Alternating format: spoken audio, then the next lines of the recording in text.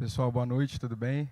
Nós convidamos a todos a ocupar os seus lugares para que a gente possa dar início à programação da noite do 12º Flieraxá. Eu gostaria de começar cumprimentando a todos, dizer para vocês que a programação completa no site do flieraxá.com.br, vocês podem garantir a programação, tudo que a gente tem à noite, amanhã também tem programação o dia todo. Vocês estão todos convidados. Kalila das Mercês, Miriam Scott e Sérgio Abranches. Apresentação realizada em 20 de junho, no 12º Flieraxá. A roda de conversa acontece em um palco elevado, que possui 3 cadeiras intercaladas por 2 mesinhas que carregam copos com água e livros. O fundo é composto pelas cores do tema do 12º Flieraxá, azul, vermelho e verde, e um telão, cujo no vídeo está visível apenas a parte inferior do mesmo. Os palestrantes se assentam nas cadeiras dispostas no palco. Da esquerda para a direita, a primeira pessoa sentada é Sérgio Abranches, um homem branco de cabelos curtos e cacheados de tom branco. Ele traja blusa preta de mangas compridas e calça jeans. Leva no pescoço o crachá dos participantes do evento e usa óculos de aro redondo preto. A segunda pessoa sentada é Kalila das Mercês, uma mulher negra cujos cabelos castanhos estão todos envoltos em pequenos dreads e lhe estão presos atrás da cabeça. Ela traz um conjunto branco de blusa e calça. Leva no pescoço o crachá dos participantes do evento e usa óculos redondos de aro preto. A terceira e última pessoa sentada é Miriam Scott, uma mulher branca de cabelos castanhos ondulados, cujo comprimento lhe passa um pouco os ombros. Ela traja vestido longo, regata, de tom preto. Leva no pescoço o crachá dos participantes do evento. No canto inferior direito do vídeo em questão, está do início ao fim as intérpretes de Libras, ora sendo uma mulher branca de cabelos presos e blusa preta, ora sendo uma mulher branca de cabelos claros, lisos e blazer preto. Elas traduzem simultaneamente tudo o que está sendo falado. De tempos em tempos, a plateia é filmada e é possível ver que está cheia. No canto superior esquerdo do vídeo em questão, lê-se 12º Flieraxá. Estou vestindo branco. Acho que é isso, né? Olá, boa noite. Eu sou Miriam Scott. Sou uma mulher branca, estou vestindo preto e de tênis branco. É isso. Oi, eu sou Sérgio Abranches, homem branco e estou de preto. Olha, eu não vou fazer mediação, nós vamos conversar.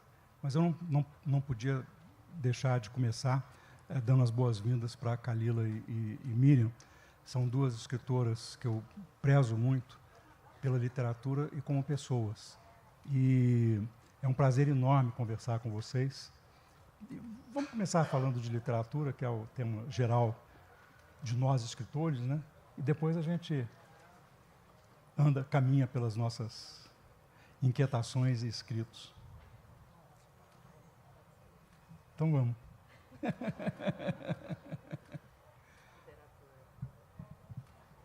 Vou lá, né? Então, literatura. É inevitável, assim, quando surge a temática literatura, eu não pensar nas 2 escolas que compuseram minha jornada. E aí, essas escolas são o Sertão e o Recôncavo da Bahia, né? É onde tudo começa. E começa nos terreiros, né? Nos terreiros que é esse circular em volta das casas das minhas avós. E onde a gente se reunia em volta do fogão de lenha para conversar, onde a gente se reunia na frente da outra casa, né, da outra avó, na frente do muro, naquele muro baixo assim de 1 metro e pouquinho, para ver as pessoas passando, né, tomando nota da vida dos outros, né, colocando a cadeirinha na frente. Então, assim, as primeiras histórias, as histórias que me compuseram, vêm desse lugar, né? São as histórias contadas por estas mais velhas, por estas matriarcas, né, que compuseram boa parte do meu imaginário, da minha observação também, porque nem toda história era contada necessariamente para que eu soubesse. Tinham histórias que eram contadas ali entre os adultos, que eram quase sofejadas, né? Eu lembro da minha avó falar assim: fala baixo, pro vento não levar. né? E essa coisa do falar baixo para o vento não levar era o momento que eu mais colocava, né, meu ouvido para jogo, né? Que eu ficava pensando assim, nossa, então vai vir uma resenha daquelas.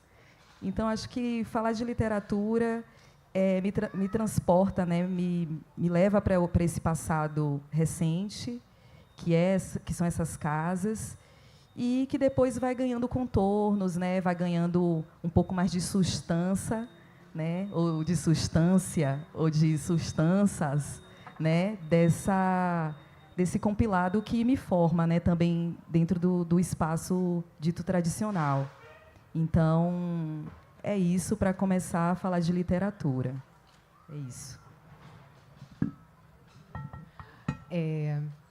Bom, literatura, para mim, já tem muito a ver com paisagem. Eu não consegui, quando me entendi escritora, me afastar da minha paisagem, porque a paisagem amazônica ela é impossível de ser ignorada completamente. E a gente se forma por causa daquela floresta que está em volta, por causa daqueles rios todos que nos cercam. Então, não à toa cheguei à Terra Úmida justamente por causa da paisagem, também por causa de mulheres. Não consegui me distanciar das mulheres da minha família também. Assim, a minha família é extremamente matriarcal e vovó também foi alguém fundamental na minha vida. Foi quem me letrou, me alfabetizou e repassou toda a cultura judaico-marroquina, que é, né, um pedaço meu, e as comidas, e os ensinamentos, e, obviamente, as fofocas, que também era a parte mais legal da história. Acho que toda menina ali, por volta dos 11, 12 anos, quer ouvir o que estão ali sussurrando. E eu tinha primas mais velhas e que conversavam coisas que pareciam tão interessantes. Então, eu acho que a minha literatura perpassa por isso, pela paisagem, que é muito forte, e pelas mulheres, sem dúvida. A gente tem em comum a avó. Porque eu tenho em comum com a Kalila o sertão. A minha infância e um pedacinho do início da minha adolescência, eu passei todas as férias longas na casa da minha avó, em Curvelo, no sertão. E já não era uma casa grande mais. Era uma família arruinada, né? Uma família branca arruinada. Mas tinha duas coisas que me levaram para os livros. Primeiro, quando eu chegava em Curvelo, com mais tempo, a minha avó tinha uma biblioteca igual a da minha mãe, filha dela. Era a minha avó materna, não tive avó paterna. As bibliotecas, os mesmos livros que eu via na estante de mamãe, tinha na estante da minha avó. E na casa da minha avó eu tinha tempo de ler. Então, eu comecei a ler em Curvelo. Depois eles me levavam para o sertão, para o cerrado, propriamente dito, né? Para andar a cavalo. E aí era uma outra coisa. Aí e o pai dessa minha avó era o médico do Curvelo. E eu fui descobrindo que tinha alguma coisa na história dele que tinha a ver com uma das minhas paixões, à medida que eu fui crescendo. E aí, o dia que eu li Miguelin, eu descobri o que era. Ele é o médico que deu os óculos para Guimarães Rosa. Então, aí fechou, quer dizer, um romance importantíssimo para mim, do ponto de vista de formação literária. E tinha também essa coisa oral, porque a minha avó era uma grande contadora de histórias. E era uma enorme fofoqueira. E eu fazia igual a você, eu ficava ouvindo a conversa que não era para mim. Entendeu? Então, eu me lembro, até hoje, de personagens de Curvelo, que depois alguns ficaram até famosos, um virou deputado e tal, das fofocas que a minha avó contava, fulano, beltrano, a mulher ciclano e tal. E uma cidade pequena, né? Mas essa vivência de histórias contadas e livro na estante, e tempo para ler, e é um incentivo assim silencioso. Ninguém me mandava ler, dizia para ler. Mas eu olhava aquilo e dizia assim, não é possível que as duas tenham os mesmos livros e que não seja uma coisa interessante, né? Que não tenha uma história boa aqui. E foi assim que eu comecei realmente. Eu acho que todos nós começamos a escrever como leitores, né? A gente lê muito antes de começar a escrever para valer mesmo. E o meu primeiro romance, O Pelo Negro do Medo, tem uma parte dele que é passada no sertão, exatamente para a primeira coisa que me veio assim. E Kalila, contos.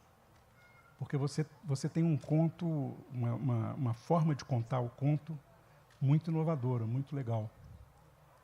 E eu gostei muito de ler. Telúrico também, tem uma coisa, né?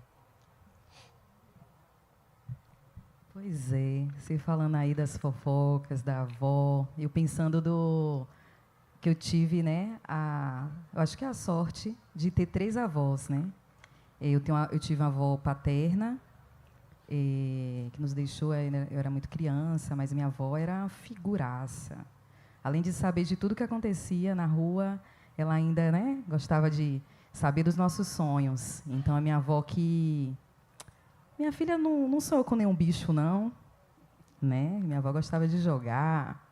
Então, assim, de mim chegar lá e falar, vó, sonhei com um caranguejo. Minha filha, mas esse caranguejo não serve, não. Né? Então, assim, tinha né? Só servia mesmo se eu sonhasse com aqueles animais ali, né? Então, eu era uma figura. E aí tinha mais 2 avós, que foram as minhas avós maternas. Uma biológica, né? Que minha mãe nasceu no sertão, cidade chamada Serrinha, né? Na Bahia.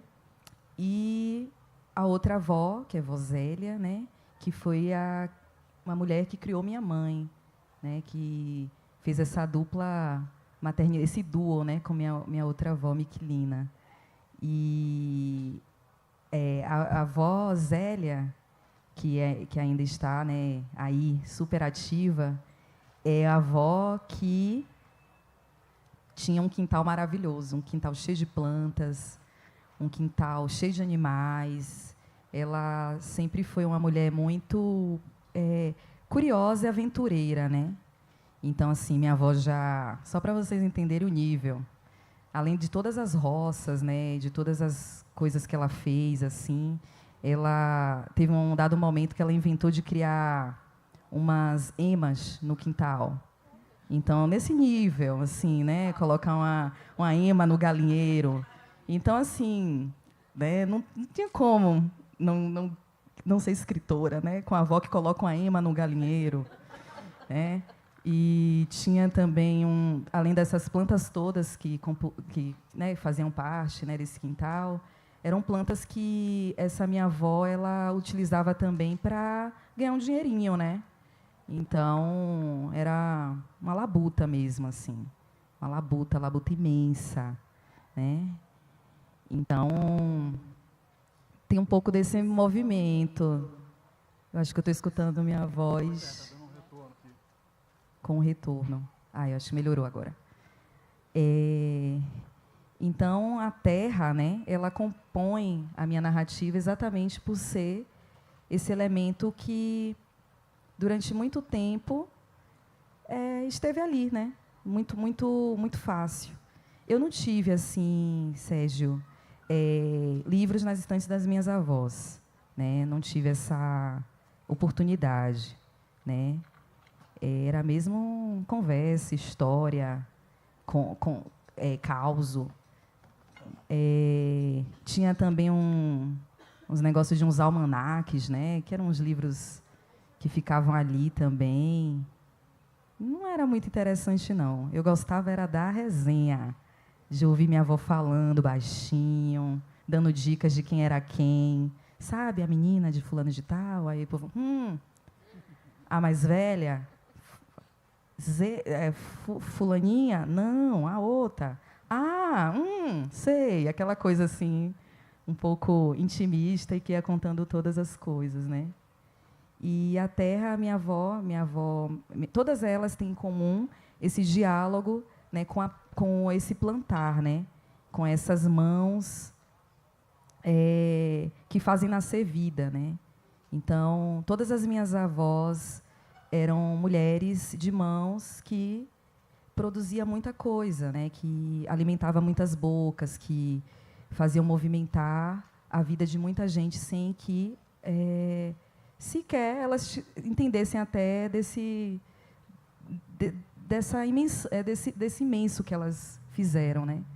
Então, eu tive uma bisavó que era... Eu estava falando isso até ontem com a Denise, né? Que eu tive uma avó que era... Uma bisavó que era artesã, uma mulher indígena, muito provavelmente ali Pataxó, né?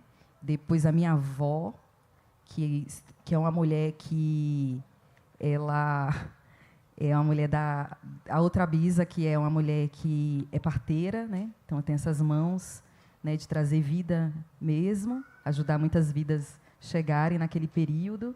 E aí vem minhas avós, né? Lavradeiras, mulheres com mãos na terra. E minha mãe, que aí costura, que depois passa a ensinar. E eu que tenho a oportunidade de fazer um ciclo de estudos, né? Desde pequenininha, na escola, e depois graduação. E sigo a carreira acadêmica, indo para o mestrado, para o doutorado e pós-doc, né? Essas coisas que a gente inventa aí, depois não entende muito por quê. Mas é esse lugar mesmo, desse movimento, dessas mãos também que fazem acontecer.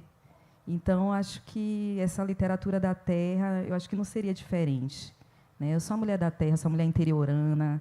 Eu até brinco, né, que eu gosto muito do discurso da Maria Bethânia, que fez aniversário esses dias, que ela fala assim: eu sou a menina do interior, e eu gosto, porque ela é do Recôncavo, eu sou do Recôncavo também. Eu gosto de ser essa eterna menina do interior, que tem essa conexão com a terra, que entende também que plantar, né, pode ser realizado de diferentes formas. E é isso, colocar essas histórias no mundo, né? Eu sempre fico muito emocionada assim, quando eu falo desse lugar, né, de como os textos surgem, né? É isso, eu quero te ouvir, depois eu conto mais. Conto. Primeiro que eu fiquei apaixonada pelos contos de Khalila, assim, que jeito de começar a história. Até quando ela, logo na primeira frase, eu falei: eita, uau. Então, assim, parabéns, porque é muito gostoso quando a gente vai para a literatura de outros lugares e se reconhece ainda assim, né? O que eu acho maravilhoso da literatura é isso, esse reconhecimento, apesar da paisagem ser diferente, né? Apesar da sua cultura ser outra, mas a gente tem tanto a ver. Então, isso é incrível e os seus contos são realmente maravilhosos. Eu fiz um processo ao contrário dela, eu comecei pelo romance e agora estou escrevendo contos. Eles estão sendo escritos antes do romance ter saído, mas eu nunca consegui publicá-los, porque acabava que algum conto me pedia tantas mais páginas que um desses contos virou Terra Úmida. Então, eu nunca consigo acabar os contos, porque o bendito do conto me puxa, e aí eu vou e vai, tá bom, ele não quer ser conto, ele quer ser romance.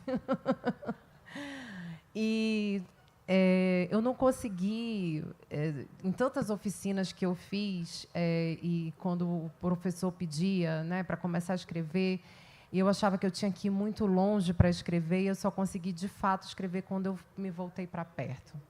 Quando eu fui exatamente fazer isso, esse movimento de buscar as histórias da família, e não para contar a história da família, porque eu queria escrever ficção, eu não queria fazer um livro de memórias de jeito nenhum, mas não tem como a gente se afastar das palavras que a gente passou a vida inteira ouvindo. Então, quando eu pensava personagem, algumas frases que essa personagem dizia eram as minhas tias-avós que estavam ali presentes, falando. E, embora eu não tenha tido a sorte de ter convivido com bisavós, mas eu tinha as duas avós e muitas tias-avós. E essas tias-avós, elas se ligavam todos os dias da vida, né? Por isso que eu sabia de todas as fofocas, porque eu ficava no quarto da minha avó para ouvir o telefone, que eu queria ouvir o que elas estavam conversando. Então, eu ficava deduzindo o que tia Cime estava falando, o que tia Letícia estava falando com a minha avó, Miriam. Meu nome é Miriam por causa da minha avó. E então, quando eu fui escrevendo as personagens nos romances, é como se eu estivesse as escutando de novo falar, porque eu queria trazer um pouco da cultura marroquina e que eu só fui entender, eu consegui ir ao Marrocos antes de publicar o livro, porque eu queria ver com meus próprios olhos o que tinha de tanto em mim, por que benditas águas eu gostava tanto de tâmaras, eu gostava tanto de damasco e eu gostava tanto de tons terrosos. Por causa da minha avó, por causa da minha tia-avó, só era isso que me era apresentado o tempo inteiro. Então, quando eu cheguei no Marrocos, eu entendi. Eu falei assim, agora eu entendo por que eu gosto tanto de canela, por que eu gosto dessas cores. É porque eu sou isso. Não tinha, né? Quando eu entrei naquelas Medinas, que eu vi os guetos onde os judeus eram colocados, etc., eu falei, nossa, agora eu entendi do que elas estavam me falando. E aí eu quis fazer realmente uma grande homenagem a essa comunidade que não chega a ser gigantesca em Manaus, no Pará ela é muito maior, mas em Manaus nós temos ainda mais ou menos em torno de 500 famílias, ou um pouco mais do que isso. Muitas a gente acabou não sabendo realmente se permaneceram judeus ou não, porque muitos foram para o interior do Amazonas e casaram, né, com outras culturas, outras mulheres, ou indígenas, ou ribeirinhas, etc. E aí, realmente, as coisas vão se mesclando, os sobrenomes, né, foram se perdendo ao longo das centenas de anos. Mas foram milhares de judeus que chegaram por lá e se apaixonaram, assim, tipo, a nossa cultura é completamente misturada com a amazônica. Não existe na mesa nossa, no Rosh Hashanah, que é o nosso Ano Novo, fazer um peixe que não seja com tambaqui. É tambaqui que está na mesa, né? E o complemento não vai ser o arroz, vai ser a farofa. Não tem para onde correr, ninguém sabe mais viver sem farofa.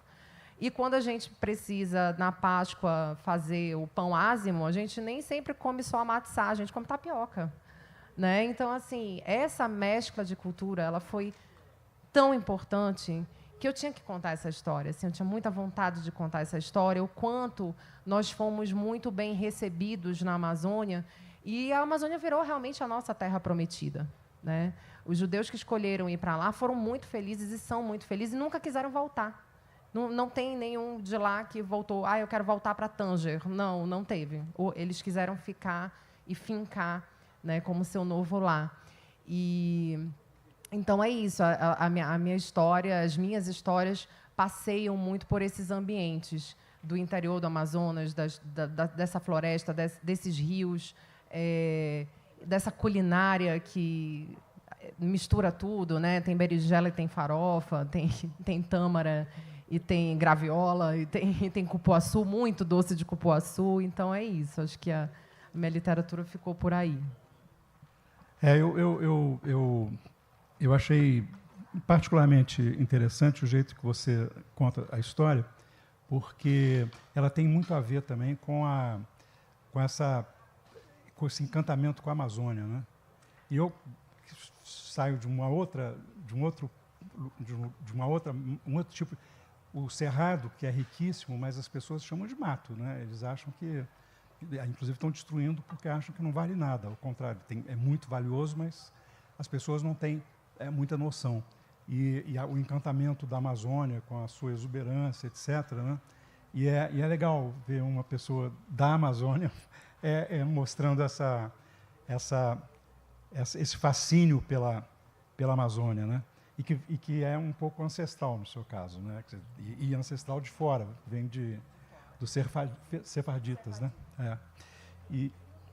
Mas é curioso como que a experiência ficcional ela fica muito ligada à experiência de vida, né? E o que eu acho curioso, eu não sei se você não falou nada disso, a Miriam falou um pouco, mas uma vez eu estava conversando com a Ana Maria Machado, e falei, Ana Maria, tem uma coisa curiosa que é o seguinte, eu estava escrevendo um livro, um romance, mas aí teve uma conversa que me levou a escrever o Intérprete de Borboletas. Ele atravessou e acontece o seguinte, é que a personagem do outro livro não me larga. Ela fica me chamando, ela fica dizendo, cara, eu mereço... por que você me abandonou? Por que você me largou? Né? E eu achei que eu acho que isso é um pouco loucura, não sei, né? O que é. Ela disse, não, os meus personagens fazem a mesma coisa comigo. Né? E está acontecendo isso. Eu não estou conseguindo terminar de reescrever a história, porque eu ando muito ocupado com outras coisas, e de vez em quando eu sonho com a Ivone, que é a personagem principal do romance, dizendo assim, poxa, você está me largando, entendeu? Você acha que eu não mereço?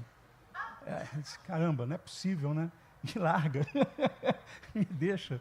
Mas isso foi me descolando, essa interação com a personagem foi me descolando um pouco das minhas, digamos, memórias, né? Quer dizer, da minha experiência. Começou a virar uma coisa muito mais ficcional, pura e simplesmente, né? Tanto que eu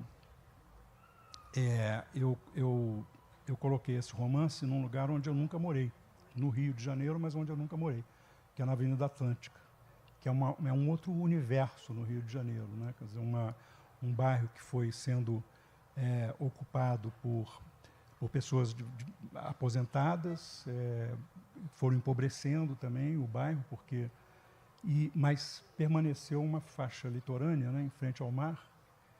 Eu acho a paisagem mais bonita do Rio, porque você vê o Pão de Açúcar, você vê, né, e aquela parte da Baía da Guanabara é muito linda, né, mas e ficou aquela parte ali de ricos, né, de pessoas que e eu resolvi eu não conheço nada da Avenida Atlântica, mas eu acho aquela paisagem maravilhosa e eu acho que o mar ali é um personagem, inclusive, né? Mas eu acho que tem um drive, uma coisa que nos leva a escrever, e eu conversei muito isso com o Afonso e o Tom quando a gente estava fazendo a programação desse FLI, que é o seguinte, eu acho que a literatura transforma, porque a literatura foi uma coisa transformadora na minha vida. E, na verdade, me salvou. Eu era um adolescente muito complicado e o momento em que eu parava para ler me abria uma janela que resolvia muitos dos meus problemas. Era de rebeldia demais.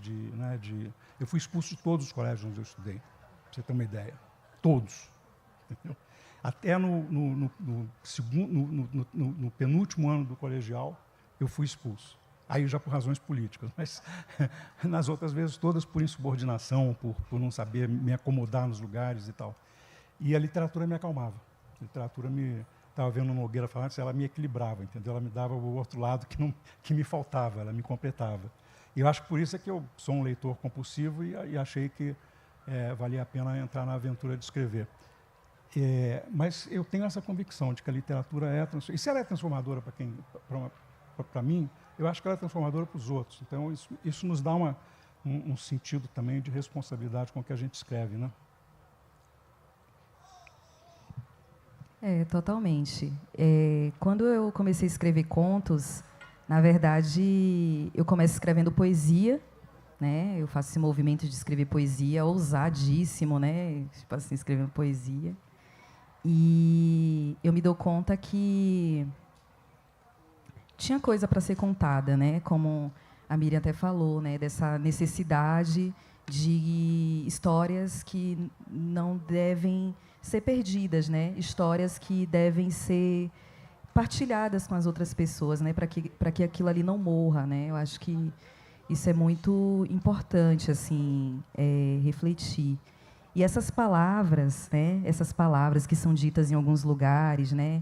Que não são ditas em nenhum lugar, né? Isso era algo que eu ficava sempre surpresa, assim. Minha mãe falava algumas palavras que eu não escutava ninguém falando, né? Então eu pensava assim, que menina xixilada. O que é xixilada? Né? Então eu não escutava nenhuma outra mãe falar dessa forma, né? Com outra colega. Um linguajar assim muito próprio, e eu ficava pensando o que fazer com esse arsenal, né, esse dicionário aí, esse enorme dialeto que era dito nesses lugares. Eu acho que a literatura para mim, como eu falei, né, eu sou do interior, toda essa coisa, a literatura ela me permitiu viajar, né, num lugar onde tem uma escassez, né, de oportunidades, de sair de férias e conhecer um lugar, né? Então a literatura ela fez com que eu pudesse sair, né, muitas vezes viajar. E eu acho que eu tenho um fascínio também quando eu vou criando esses contos, essas personagens, de observar muito bem os lugares, assim, de tentar mostrar para o leitor essa cartografia, né? Essa cartografia andarilha, de quem muitas vezes só vai passar por aquele caminho uma única vez e vai ter que saber voltar para casa, né? Então, era uma coisa assim muito de observe tudo. Não vi, não sei, né? Aquela coisa, aqueles recados de casa, né? Não vi, não sei, meu senhor, minha senhora, não sei de nada. Não vi nada, mas veja tudo, né? Observe tudo, mas não comente nada. Então, acho que quando eu escrevo, né? Quando eu começo a escrever os contos, é um pouco para pensar nessa cartografia, fazer também uma provocação, né? Sobre a biointeração, que para mim é uma temática que me interessa, pensar nessa natureza, mas não nessa natureza romantizada, nem piegas assim, né? É de pensar que nós somos muito minúsculos, né? E a gente quer ser mães de planta, pais de planta, quer cancelar a natureza como mãe e pai, assim, né? Como esse grande ambiente que a gente toma conta e fica querendo ser dono de tudo, né? Então, eu poderia dizer que escrever planta-oração, em que cada conto tem o nome de uma planta, né? Tem um limoeiro, e aí vai saindo do interior, né? Vai fazendo esse movimento desse sumário floresta, indo para, enfim, o seu cerrado, né? De repente, tem um ipê ali, e que faz parte também desse movimento que eu faço, né? De sair e observar como essas plantas elas compõem, como a gente, né, está ali compondo essa natureza, né? Como a gente se ocupa desse espaço, né? Que não é somente nosso, né? Então tem uma provocação, né, dessa concretude. O que é concreto, né? É possível ter algo concreto, completamente concreto hoje, né? O que é a terra, né? É isso assim. E a leitura ela chega com esse lugar transformador, eu concordo, transformador, mas como esse lugar que, enfim, me dá a possibilidade também de sonhar, né? De elaborar outros sonhos, que não somente daquele espaço ali do interior, né? Mas de pensar em outros sonhos. Então, eu particularmente gosto também de ler outras histórias, gosto de pensar em outros pontos de vistas, né? Estou super curiosa para, né, ler seu romance e entender também um pouco do seu movimento, do que você vê. Mas é isso, assim. Eu acho que a literatura, ela, além de ser um direito, além desse espaço de leitura, fortalecer, fomentar outras subjetividades, fazer a gente se reconhecer a partir do desconhecido, né? Ter empatia com o que não é necessariamente nosso, ela também nos possibilita viajar, né? Viajar pelo mundo, sonhar com outras referências, saber que o diferente também existe, né? E o diferente não necessariamente é ruim, né? Então, acho que é um pouco desse movimento que a literatura fomenta, né? Eu acho que é isso. Eu ia gostar de ler alguma coisa, um pedaço. Leia, por favor. Eu vou ler, só para vocês. Um pedacinho. Gosta de quê? Pois é, boa. Eu não ia ler Castanheira, mas ela falou. Mas Castanheira então... é muito bom mesmo.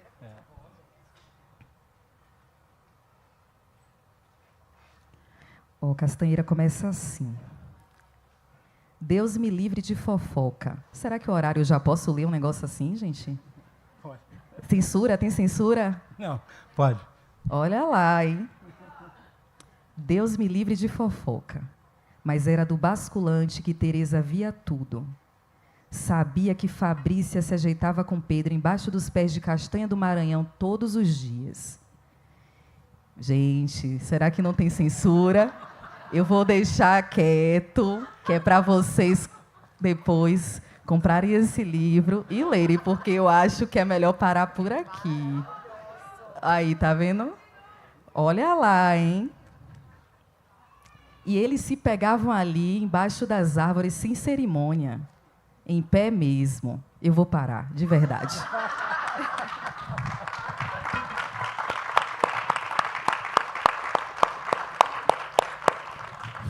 Muito bom. Já viram por que tem que ler? Foi né? a Miriam, viu? Foi a Miriam. Eu não escolhi esse, eu escolhi um dramático. Ai, mas, gente, leiam, porque é uma delícia, gente. É muito bom esse conto. Não ia ter censura. Aqui somos livres. Olha, a literatura, ela realmente ela é muito transformadora e, para mim, acima de tudo, ela foi não apenas transformadora, mas ela foi minha companheira. Porque, embora eu esteja aqui de boas hoje em dia, eu fui uma criança muito tímida e me sentia muito só. E não gostava do bullying que eu sofria porque eu fui uma criança gorda. Então, eu não me sentia encaixar nunca, né, nos espaços onde eu estava. Roupa era difícil, eu queria vestir o que as meninas vestiam e eu não cabia. Eu usava bota e queria usar melicinha. Então, assim, as histórias elas eram minhas amigas. E depois eu descobri que eu podia escrever diários. Então, assim, a minha primeira forma de escrita, a minha primeira literatura foram meus diários, que foram meus grandes companheiros anos da minha vida. Eu escrevi até os 17, 18 anos. E era lá onde eu conseguia ser eu mesma. Então, os diários eles foram os responsáveis para eu continuar sã. Eu precisava desaguar em algum lugar e os diários eram esse lugar, porque eu não conseguia compartilhar tudo aquilo, todas as minhas angústias, principalmente na época da adolescência, com ninguém, nem com a minha avó, que era uma grande amiga e para quem eu conseguia contar algumas coisas, mas outras eu tinha que guardar para mim, mas eu tinha que botar em algum lugar, porque senão a impressão que eu tinha é que eu ia explodir. E eu diria até que a literatura me salvou nesse sentido, e já na mais velha, ela me salvou pela segunda vez quando eu me tornei mãe. Porque a maternidade, para mim, ela foi assim, um rompimento, assim, antes e depois. E foi por causa da escrita que, digamos, eu sobrevivi a mim mesma, porque eu não conseguia mais me reconhecer, tanto que sou uma pessoa que me formei em Direito e não consegui voltar para a profissão depois de me tornar mãe. Fui me apaixonando cada vez mais pela literatura, porque, de novo, não conseguia me encaixar naquele grupo de mães à minha volta que estavam no mesmo período que eu, mas ninguém estava sentindo o que eu estava sentindo. Estavam todas, aparentemente, pelo menos, muito felizes. E eu estava aos pedaços. E, então, quando eu li outras mulheres que passavam por aquilo, eu fui dizer assim, não, então eu não estou louca. Existe esse outro lado da maternidade e eu preciso também falar sobre ele. Então, quem me levou a escrever foi o tema maternidade, ele me chamou a atenção absurdamente. Porque eu não conseguia mais nem conversar, nem ler sobre uma maternidade romantizada e em que as pessoas estão sempre felizes e amando passar por tudo aquilo. Eu estava de outro jeito, completamente dilacerada, querendo saber quem eu seria a partir dali. E eu queria tentar explicar para as pessoas, mas isso não tem nada a ver com amor pelo meu filho. Não tem, o problema é comigo mesma. Então, a escrita, nesse sentido, foi muito importante para eu me reencontrar no mundo. E aí uma coisa foi levando a outra e a literatura foi me chamando, e eu fui assim, meio, será que posso? Porque essa alta denominação de ser escritora, ela é muito difícil, ela parece tão prepotente que eu tinha muito medo de me dizer escritora. Eu passei anos escrevendo sem nunca preencher um formulário dizendo que a minha profissão já era aquela, porque eu não era mais do direito. Eu parei até de pagar a OAB. Hoje em dia eu tenho que contratar advogado, porque eu não estou nem em causa própria. Eu realmente abandonei. Então eu falei, gente, mas agora eu sou escritora, eu já posso botar no formulário, está tudo bem. Mas demorei para tomar para mim esse título. Então eu me sentia muito leitora. Se eu pudesse, eu colocava lá, leitora, profissão, leitora, está tudo bem, porque realmente devoro livros aos montes, mas o escritora demorou. Mas eu sou muito grata, acima de tudo, à literatura. Muito grata. Porque eu acho que escritores e escritoras, principalmente, que foram responsáveis pela minha transformação e pela minha descoberta do que eu queria escrever e do que eu queria para mim, assim, foi um caminho sem volta. E embora hoje eu seja muito apaixonada pela não ficção, mas foi na ficção que eu me encontrei. Né? Então, eu não sei por que as pessoas hoje em dia estão com tanta dificuldade de gostar da ficção. Estão querendo saber se é verdade. Né? Uma história de assim, mas essa é a tua história de verdade? Aconteceu contigo? Foi a tua avó? Não, gente, é ficção, está tudo bem. Deixa a ficção no lugar dela. Então, assim, sou muito grata mesmo à literatura, sabe? Então, sem dúvida alguma, Sérgio, a literatura é muito transformadora, muito mesmo. Para frente, agora. Você me disse que está escrevendo contos de novo, né? Mais contos. Estou aí escrevendo mais contos. Você tem um jeito de contista, porque você é sintética, né? Você... Professor Marcelino ali, que mexeu para isso aqui acontecer, né? Fomentou muito me futucou, né? Para poder... Fez muito bem. Isso aqui acontecer. Enfim, ele fica aí dizendo para mim que tem...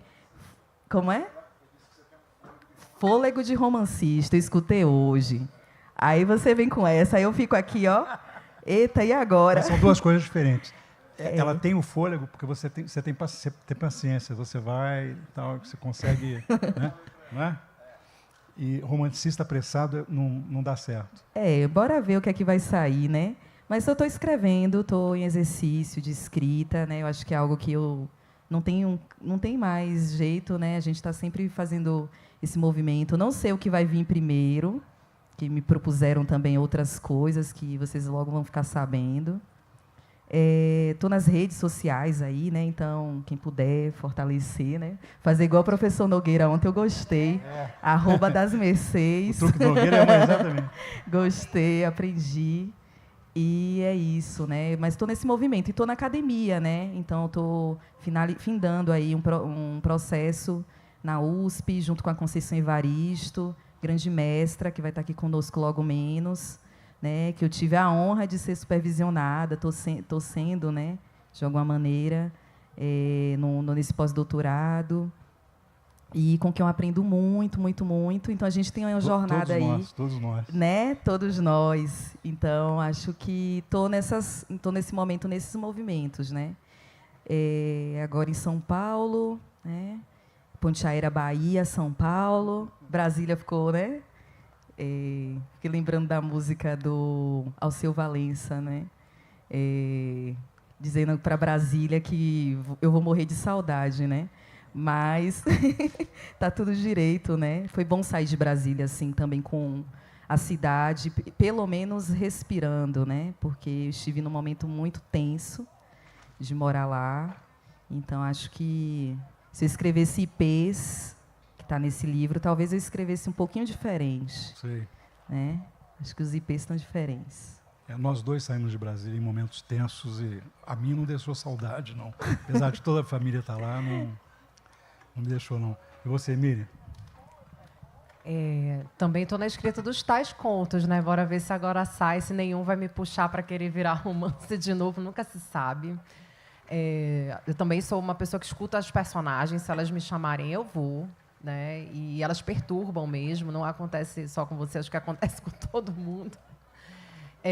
Também estou nas redes com @MiriamScott_, né? Tem que avisar. Adoro estar nas redes, gosto de conversar com as pessoas.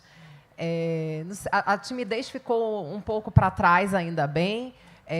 De acordo com a minha irmã, que adora astrologia, ela disse que é meu ascendente em Leão, que agora, depois dos 40, eu vou querer ficar parecida. Ela me disse isso. Então, tá, né? Deixa esse leão aí aparecer.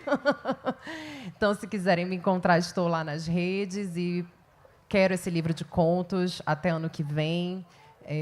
Já está lá em revisão crítica, vamos lá, ver o que vai acontecer. Mas é isso. E continuo escrevendo artigos quando eu posso, estou sempre em algum lugar escrevendo sobre alguma coisa, gosto de me posicionar, sabe? Não gosto de ficar só escrevendo literatura, sou uma pessoa que gosta de dizer o que pensa, então acho que os artigos são muito bons para isso, para deixar clara a nossa posição. E é isso. Obrigada. Obrigada por esse espaço, por esse ambiente maravilhoso, pelo convite, pela partilha. Foi bom demais. Muito bom. Para mim é um prazer enorme conversar com vocês. E nós vamos ter que terminar, porque vem outra mesa aí, mas foi bem legal. Obrigado.